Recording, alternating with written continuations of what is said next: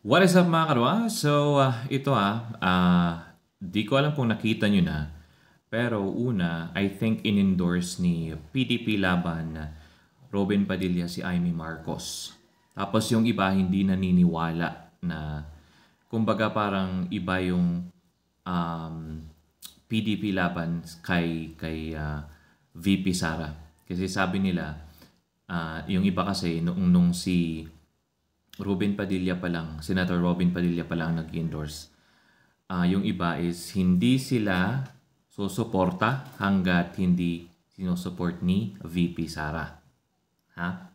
Kasi sabi daw ni VP Sara, never to Marcos again. Pero nakita nyo ba yung yung black and white na or black theme na campaign ni Amy Marcos? Andun na, officially ini-endorse na siya ni VP Sara.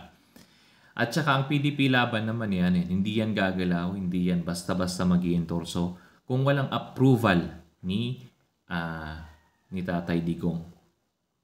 Sabi nga nila, nung time na dumadalaw doon si Senator Robin is kumukuha rin siya ng payo kay Tatay Digong kung anong gagawin ng PDP Laban. Kung anong mga move nila. Pero ayun na nga.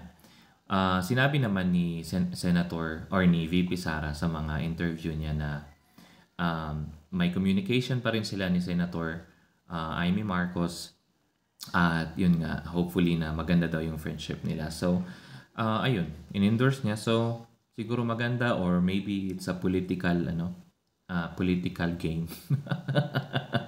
Ewan ko.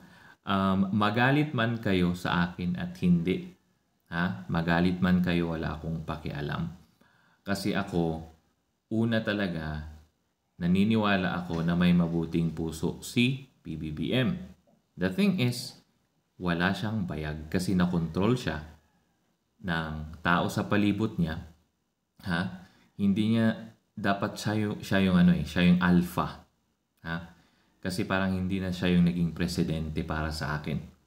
Nakontrol siya, siguro nga sabi ko nung nakaraan may hawak silang bala sa kanya na kapag hindi niya gagawin yung gusto nung halimbawa na lamang ni House Speaker Mr.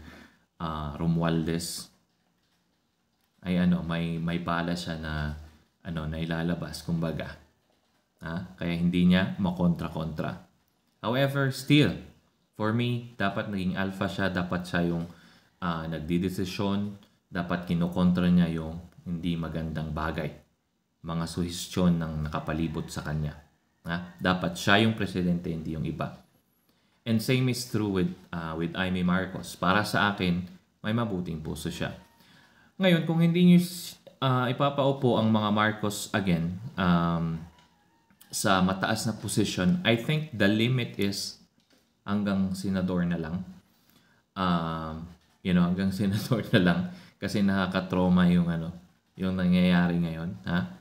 So hanggang senador na lang siguro kaya pa yan.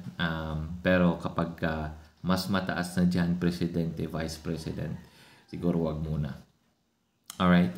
So yun lang sa akin. Bahala na kayo mag-decide kahit na in-endorso ng PDP Laban, kahit na in-endorso ni VP Sara. It's still up to you. Ikaw pa rin ang may hawak at the end of the day ng ballpen, ng marker, ng mouse mo kung online voting ka man, kung sino ang iboboto mo. So, ayun. Bahala na kayong mag-decide. At least nandun na yung listahan, di ba? Parang 10 ata yung sa PDP Laban, di ba? So, kung straight nyo yon, di magpili na lang kayo ng dalawa. Kung gusto nyo i-consider si Senator Amy Marcos, then check nyo muna. Pakiramdaman nyo ng mabuti. Ako hindi ko pa alam, pero yun nga yung sa akin. Ang saloobin ko para sa magkapatid, sa magkapatid. Si PBBM tsaka si Amy Marcos. Ayun. So, mga kadwa, huwag babaliktad. Iboto ang nararapat. Huwag magpabili ng boto. Kobra lang ng kobra. Bulsa lang ng bulsa. Pero at the end of the day, vote what you think deserves the position. Magsaliksik ng mabuti. Pero yung decision mo kung sino yung iboboto mo, dapat yung mindset mo is hindi yung bahala na mindset. Ha? Huwag yung bahala na kasi nagiging selfish ka. Huwag yung yung utak mo is dahil may utang na loob ka. Dahil binigyan ka ng ayuda, binigyan ka ng 1,500, 3,000, 5,000, iniisip mo na utang mo na yun. Utang na loob mo na yun sa politiko. Huwag ganon, ha? Huwag ganon kasi nagiging selfish ka din. Dapat isipin mo yung anak mo, yung pamangkin mo, yung next na generation. Ha? Naniniwala ako na may pag-asa pa tayo. Hindi tayo tutulad sa mga ibang bansa na wala na talaga. Kumbaga, patuloy na bumulusok. We can still, we still have chance. We can still, makabangon pa tayo. People power. Ayan. So, kung may makita kayo na na dayaan something, isumbong nyo. Ha? Isumbong nyo.